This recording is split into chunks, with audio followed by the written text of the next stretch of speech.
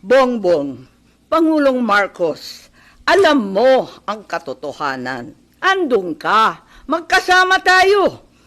Kung hindi mo ito ipinag-uutos, walang dahilan para hindi mo itama ang kasinungalingan na ito.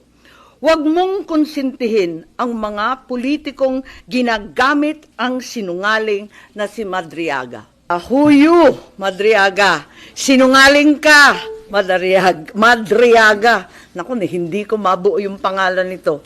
At ang lahat ng gustong marinig at pakinabangan ng mga kasinungalingan mo ay may naghihintay na kwarto sa impyerno.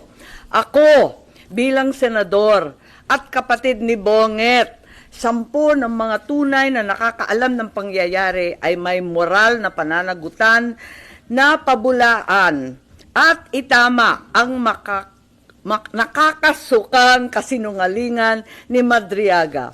Inuulit ko, sinungaling ka, Madriaga, at hindi ako papayag na gamitin mo at ng mga kasamahan mo ang oras, ang espasyo, ang dignidad ng kahit na anong opisina o sangay ng gobyerno.